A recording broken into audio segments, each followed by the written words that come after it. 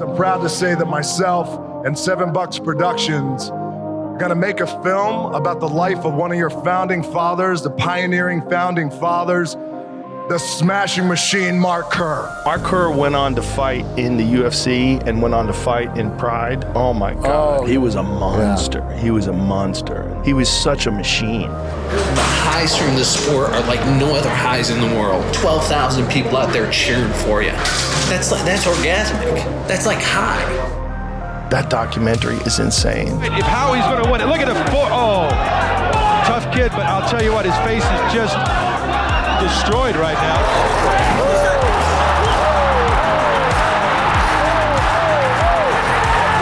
And it's so raw because it's just 2 people out there competing in the most primitive form possible. And he makes a lot more money than most fighters do.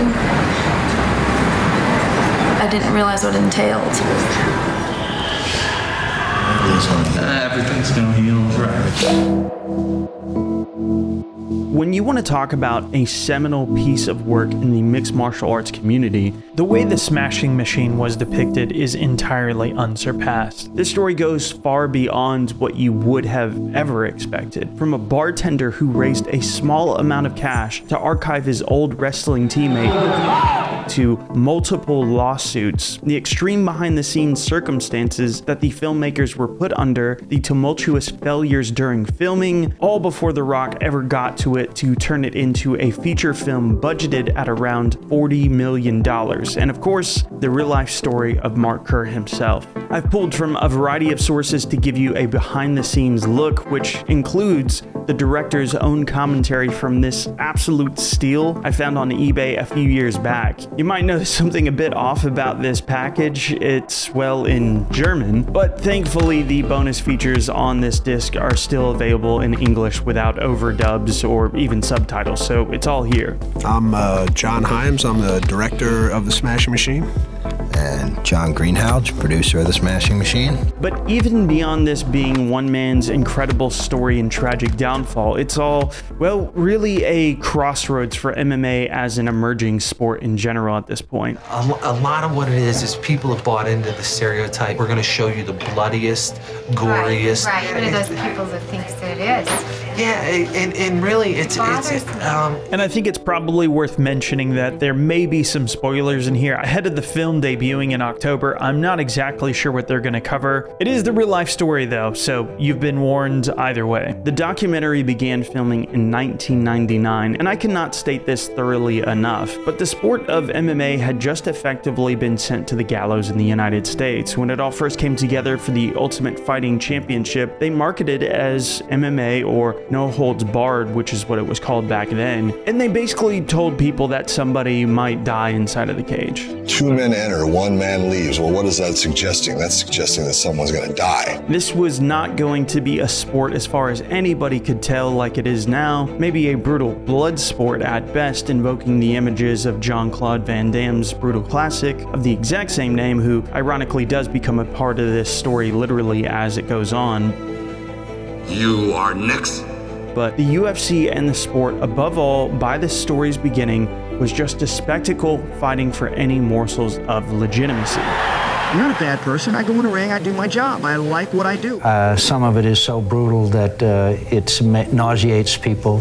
Even hardened individuals are repelled by this. It appeals to the lowest common denominator in our society, and it's something that I think there's just no place for. If the appointed officials that are supposed to regulate these sports in 36 states unanimously agree. I have no problem with anybody who wants to regulate us, and anyone who wants to say this is the rules, that would be great too. We're not opposed to that. From here, the filmmakers immediately set the tone by showing flashbacks to how Mark Kerr earned his nickname, which was when he debuted in 1997. Not in the USA or Japan where this film takes place for the most part, but in a promotion called WVC, or World Vale Tudo Championships, in Sao Paulo, Brazil. Tonight, 8 fighters from 6 countries will go head-to-head in a single elimination tournament to determine who will be the World Vale Tudo Champion. And what really stands out to me is that this was Mark Kerr's career beginning, and it's one of the earliest sections featured in the documentary. The American freestyle wrestler Mark Kerr, 28,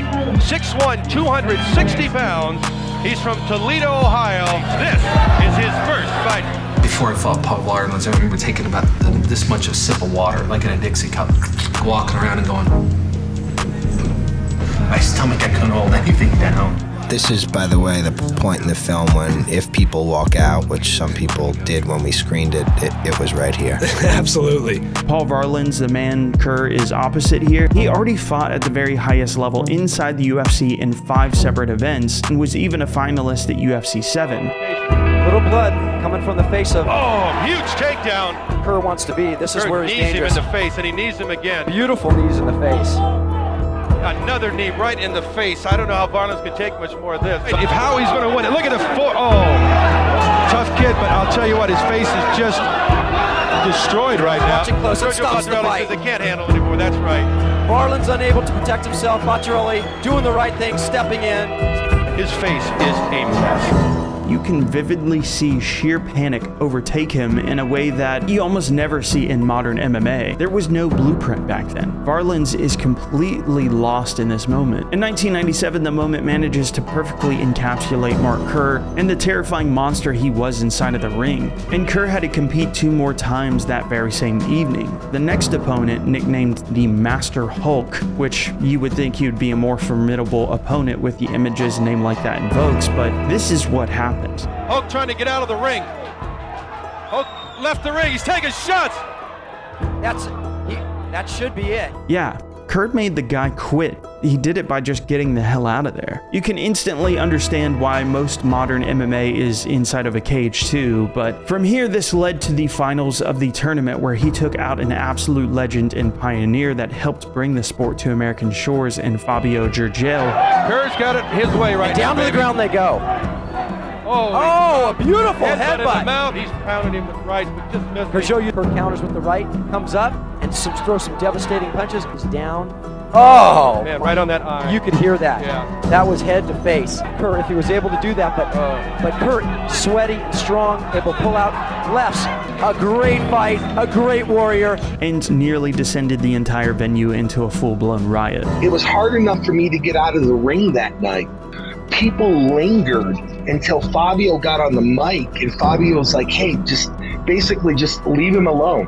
Don't do anything. He won fair and square. And he addressed his crowd and told them, please show some class. Please don't create any problems because it can get very volatile in venues like this. And what's so important about this is, well, it's the reason Mark Kerr was called the Smashing Machine. This night in Brazil, they literally nicknamed him that, which of course became the namesake for both the documentary and The Rock's movie. Back in these days as well, competition in MMA wasn't nearly as monolithic as it is now. Many other promotions were putting on huge fights that competed with the UFC's roster, and as I've already mentioned, often featured the exact same guys. UFC was still the biggest name in the sport, but a rival Japanese organization would be soon appearing, and we'll get to that later. But people around the world did understand the importance of this tournament win, and so he was immediately looked at as one of the top fighters on the planet when he arrived in the UFC. And this was perhaps just as importantly how the documentary came into being, because this all caught the eye of Kerr's old Syracuse University amateur wrestling teammate,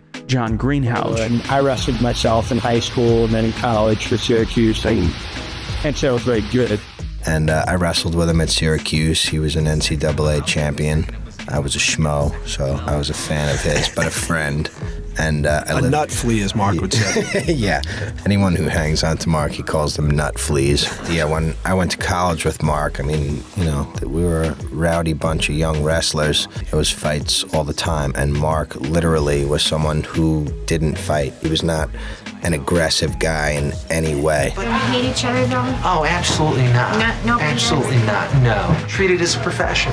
Greenhouse is officially credited as the documentary's producer, but the story is far more interesting than that. In an outstanding interview with Ben Folks from The Atlantic, the director of the film, John Hyams, who was just beginning his film career at this point, laid out how he was approached by Greenhouse. Quote, Greenhouse reached out to me and said he basically randomly raised $10,000 to make a movie through his bar patrons, but he didn't actually have an idea for the movie. He just raised $10K on the promise that there was going to be a movie. So he asked me if I had any movie ideas. End quote. Okay. Wait, what? So yeah, the producer of this film who raised $10K with no actual movie idea, it's pretty wild that he just raised $10,000 with zero ideas and people just blindly trusted him. But after watching these brutal fights, realized his old friend and teammate from Syracuse would be perfect to make a film about. And I don't even know how it happened. I think I was sitting around in my living room with John, showing him the tape. Some other people were there, and I think I just brought it up on a whim. What would you think about doing a documentary about this guy? And he said, if you can get in touch with him, I'll do it. And it turns out the man he approached to direct the film, John Hyams, who also attended Syracuse University, well, he happened to be the son of longtime director Peter Hyams. Peter would direct TV and film throughout the 70s, the 90s, and beyond, which notably included Van Damme and Time Cop. Read it. Wolverine.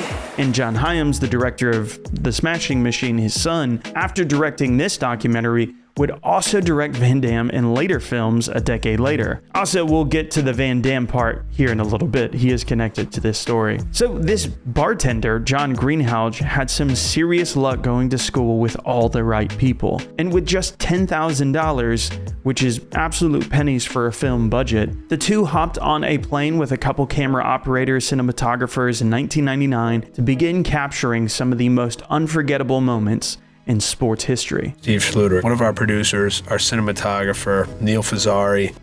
We usually had 4 guys crammed into one hotel room. So it may be like Steve and myself would take a bed one night, John and Neil.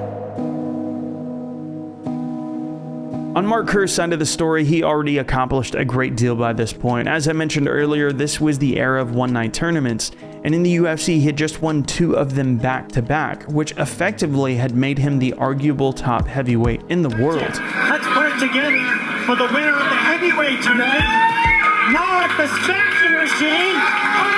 Congratulations. I know everybody's excited to see you again in the future. Yeah, I'm excited to be here. This is the only organization in the world to be.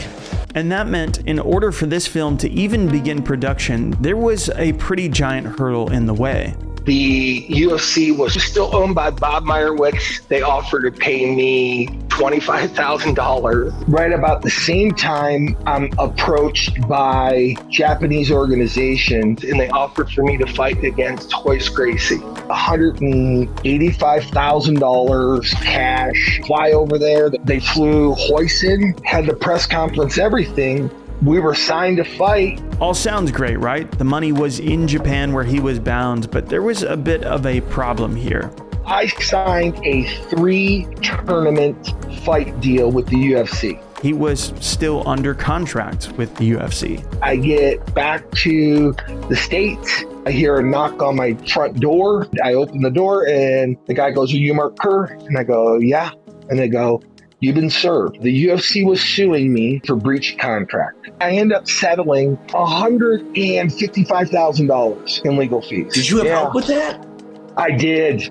The original owner of Pride, a guy named Mr. Ishishaka, he took a liking to me. And there are so many more details to this lawsuit that I could go into. Shout out to the MMA History podcast for covering this so well. I definitely recommend giving them a listen and a follow for more on Mark Kerr's story. But it just shows how much duress this film was under before the film crew even was able to go to Japan with him. And after a slew of successful wins in Pride, that was when the cameras accompanied him for the first time. And talk about a perfect time to do it. Kerr was already 11-0 by this point. He'd finished nearly everybody viciously and even won a submission grappling tournament. Plus he worked on his stand-up striking skills, something Bas Rutten, former UFC champion, coach and actual star of The Rock's movie, who is actually reprising his real-life role in the Hollywood film 25 years later. Here's moments from the documentary. He's the first wrestler who wants to learn something.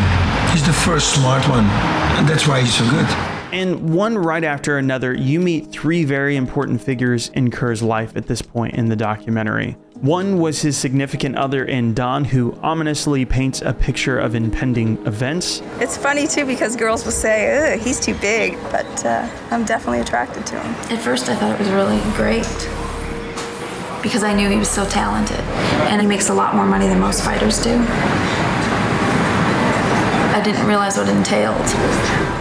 She's played by Emily Blunt in the Rock's movie. Then there was a very much down on his luck fighter and former UFC heavyweight champion Mark Coleman. He's played by real-life former UFC fighter and former Bellator heavyweight champion Ryan Bader. And at the time, Coleman was on a 4-fight losing streak. Many simply thought his career was over in August of 1999. And while in Japan, the two take a picture with the third incredibly important figure in the scope of this film, and that's Igor Vovchanchin. In The Rock's film, he's played by real-life boxing heavyweight world champion Alexander Usyk, who is also Ukrainian like Igor. And notably for the documentary, this is Kerr's opponent in Japan for this event. The camera crew do a really fantastic job capturing the atmosphere of pride from both inside and outside the ring perspectives. They even show a rules meeting where, almost innocuously, a manager asked the Pride staff about the use of knees on the ground. Now, in this position, the knee and the kick to the face are fouls. The opponent is in the position when his face is upward. Is it allowed for him to kick in the face? This woman's face was designed by Jim Henson of the Muppets. Eugenie, Yeah, I think. right. Yeah, she that- was Igor Vovchanchin's interpreter and I would think maybe a manager. Underground sex slave. Jesus, guys. Interesting in its own right, but you're not expecting much of what this means. And you start to get the sense of uneasiness, especially as Coleman talks about minimizing distractions. I don't recommend people bring their wives or girlfriends to the fights because you need to be extremely focused.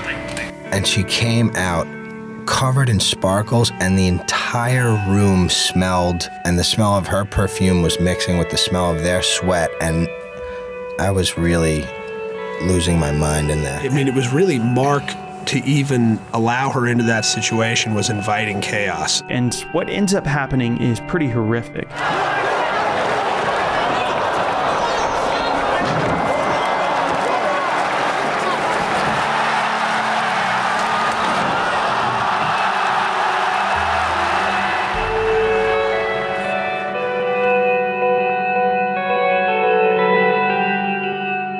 And so yeah, that question Igor Vovchanchin's manager asked about turned out to be insanely ironic. He absolutely should have known that knee was illegal. But intentional or not, maybe it was just Igor losing himself in the heat of the moment with a new rule being instated. It's one of the first truly intense emotional moments inside of this film. And it doesn't even matter that the fight gets overturned to a no contest, because as Kerr unravels his gloves, you literally see his emotions unravel as well. It's just a perfectly captured moment by this film crew.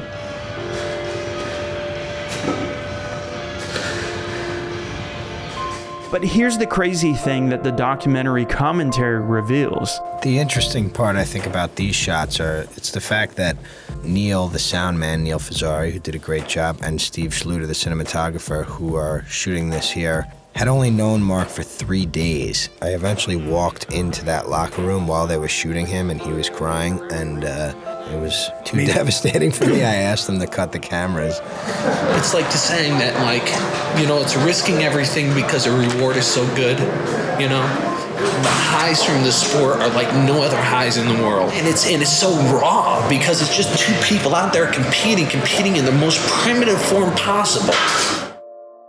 And Hyams and Greenhalgh already knew the subject matter would make for a compelling documentary, but there was so much here that had just happened that the two had a very real sense of the gravity of things for the first time. Gone was the facade of the larger-than-life smashing machine in an instant. He was human just like the rest of us. And it was so significant that the original plan for this film to end not long after this had to be scrapped entirely. John Hyams, in his interview with Ben Folks, laid out that this was just going to be a simple 3-act feature. He says, quote, "Fight, recovery, training." After all, how much could that initial 10 grand even really cover with 4 men flying back and forth to Japan? This was when they actually began pursuing funding for the film. They simply had to keep filming his ongoing story. You know, most of us are not interesting enough or complex enough, and Mark happens to be this walking contrast. And it was in their original Act 2 of their documentary, which was meant to be his recovery,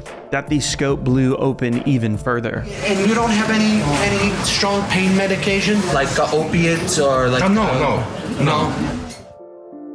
Earlier in the documentary, he's shown injecting painkillers. This one is called nalbuphine, often known as Nubane. I'm definitely not going to claim I know a whole lot about this subject matter, but all you need to know is it's a pretty hardcore opioid and, of course, can be very addictive with life-threatening consequences if used improperly. Prescription only kind of thing. Obviously, it already looked and felt sketchy in the film, but when they came back after that horrific fight for his recovery, they soon realized how bad it was, actually. This was really the depths of the worst it got. There were points in here where he was trying to get off drugs, and we were spending just time alone, us and him, and really watching this guy unravel. Like in this shot, for instance, he's actually detoxing from drugs unsuccessfully, and we were sort of trying to babysit him. It was actually a total nightmare. I think he really trusted John because of their relationship as teammates. So he said to me, like, okay, John, you know, why don't you stay in my house with me? You watch over me and make sure that I don't do any drugs or do anything. I'll wean myself off this drug, you know, and you can help me. We argued about it a little bit. I thought it was not such a good idea, thinking, you know, that I was going to help Mark out. I had to make the decision to, you know, put the camera down to try and save somebody's life. I'm entirely unsure of a crazier scenario than as a film producer or director being put in that position. Kerr had a deep level of trust with him, which was key to a lot of these moments being filmed, including his horrific overdose. Thankfully, this led to him going to rehab, and it was around this time that you found out how bad things actually were. You have to know that when Mark started pulling those drugs out right there, we almost all fainted. And by the way, there was an explicit agreement that Kerr, throughout the entire process of shooting this documentary, well, he had rights to the final cut and would have final say on what would actually go out. So it's important to note that Kerr ultimately had control of putting this stuff out there. Again, him and Greenhalgh were friends, and they agreed on all this. They said, hey, Mark, we'll give you the ability to say, no, you need to take that out, or you need to take that out. And they could see it and see the struggles you went through and see that you made it out through the other side of it and you're okay and life is good. And I said, okay, go ahead. So the good news at this point is the rehab works. Kerr gets out. He pretty quickly breaks up his toxic relationship with Dawn. A lot of fighting, a lot of arguing.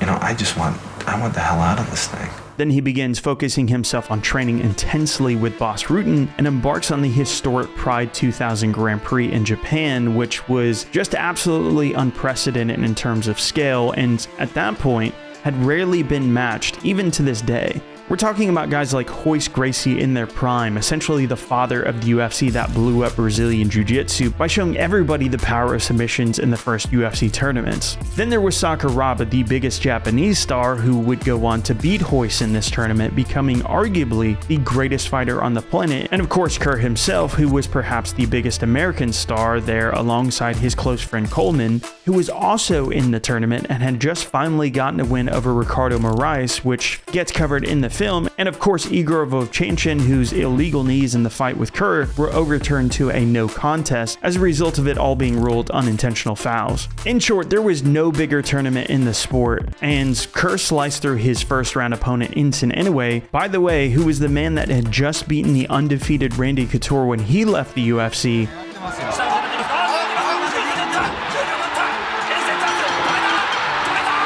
And was now coming to Pride. And so yeah, Kerr passed that test with flying colors. He really looked like the man you saw in those early fights, vicious and looking like the favorite in the tournament again.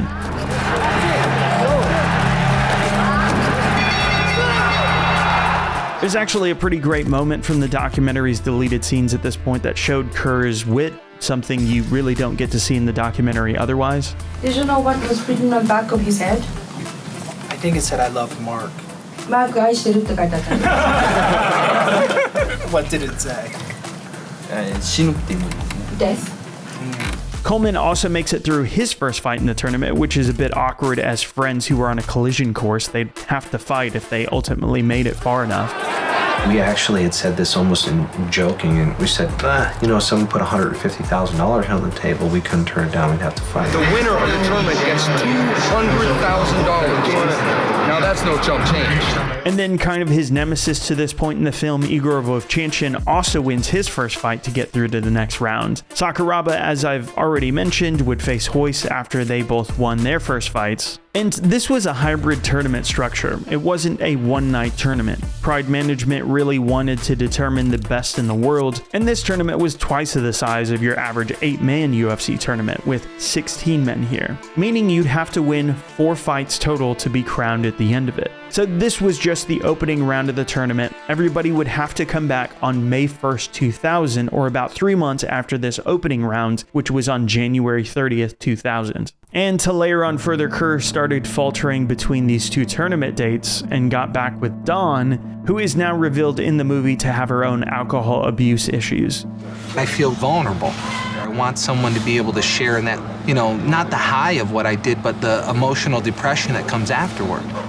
So yeah, she definitely causes him to relapse after rehab, which is helplessly terrifying to watch in this documentary, because he does recover in his career when he earlier and briefly left her. As far as me having a couple beers now and then, what's the big deal?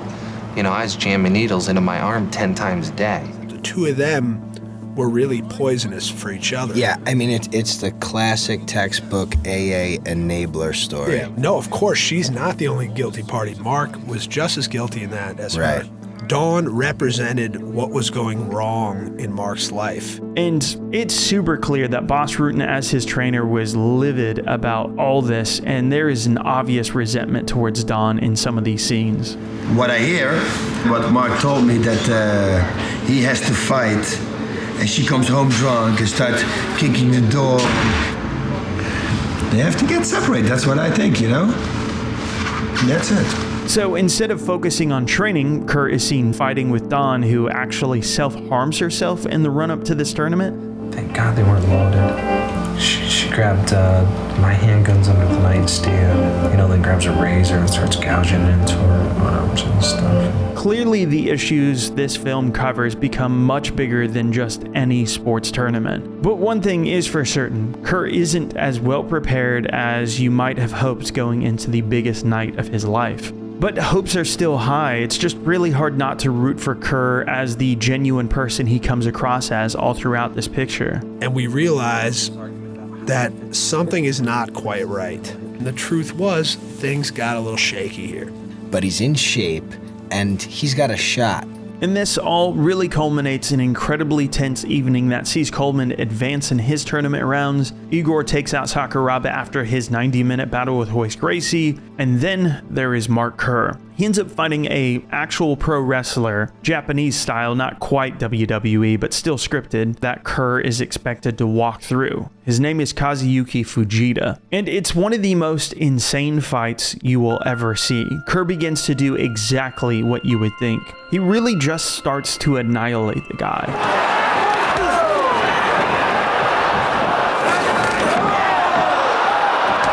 But they called this man Ironhead for a reason.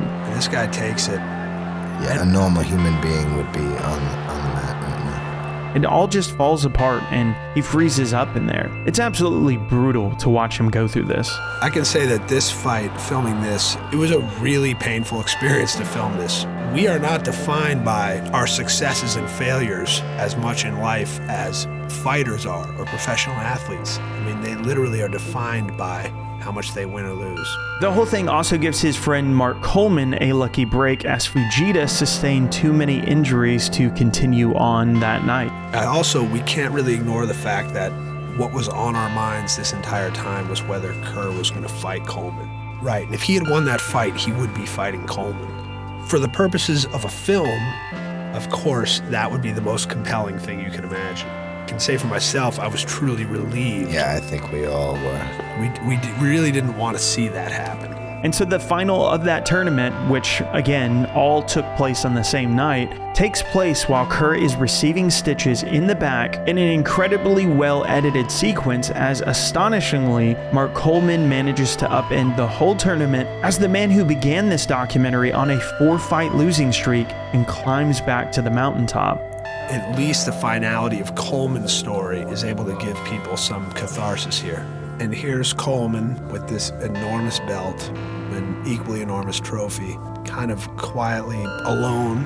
As they say, this moment was absolute cinema. Twists and turns better than you could have ever scripted, but just as horrific seeing Kerr's downfall. And this is where the documentary ends. We're given a brief editor's note that Kerr would go on to marry Dawn. They're not together to this day. But this isn't really the end of the story about the film. A surprising amount happens beyond this point. There is another wrinkle to this story that is yet another twist. Ironically, the man that directed this documentary and who I mentioned was the son of Peter Hyams, and how they both directed Jean-Claude Van Damme in their own respective movies. Well, someone else used to have the rights to the film The Rock now owns, and wildly enough, Jean-Claude Van Damme was meant to star in the film. Information is incredibly sparse, but Manu Bennett, you know, from Deathstroke from Arrow or Crixus from Spartacus, well, he actually was cast to play Mark Kerr in the film alongside Jean-Claude Van Damme around 2007. Almost a year prior to getting Spartacus, I was offered a movie to play a UFC fighter called Mark Kerr in a movie called The Smashing Machine. You thought I was big on Spartacus or, as Deathstroke. The way that I got my body prepared for The Smashing Machine, this movie, did some things I'm not going to talk about in order to get big, but that's how I was convinced I had to do this role. But after going through 5 months of I trained so hard, my legs were out here, but I got that role. And I got to South Africa to start filming this role, and they had Fedor Emelianenko, they had Shogun, and Van Damme was going to play my coach. Well, Van Damme didn't show up on his plane, and we're all in South Africa ready to film this thing, and he didn't show up. And the whole film fell over because of it, and we were all sent home, and I got back to Australia with not a dime in my pocket. I had to go work on a building site because I just had no income, and I had no money left. And to be clear, there are people on both sides of this story, some who say that Van Damme had a good reason to pull out of the movie. And Jean-Claude Van Damme was supposedly going to play my part. Pretty cool, but damn, he's only 170 pounds, right? Yeah. It never made it because Rico Rodriguez actually had a lawsuit with the Smashing Machine, turned into a court war that Rico Rodriguez won because they made him look, I think Boss Rude knocked him out and they put it on there. Future UFC champion by the year 2000, Rico Rodriguez was featured as a training partner in the documentary, and in deleted scenes included on the DVD release, he was portrayed as a drunken partier who abandoned Kerr in training instead for flings and late nights out. Notably, he was knocked out by Boss on the bonus disc features, which was specifically after Kerr asked Rutten to do that to him. And this morning I got up and Rico he wasn't there. And, we kind of made a deal. I said, listen, I need you for 12 days. Just be responsible to me. I want you to beat the crap out of my friend. He was really upset that he wasn't showing up on time. It might be one of the most unhinged moments to ironically not make it into the film's final cut. It's hard to find much detailed information on this lawsuit, but Kerr has said that Rico won the case against the filmmakers.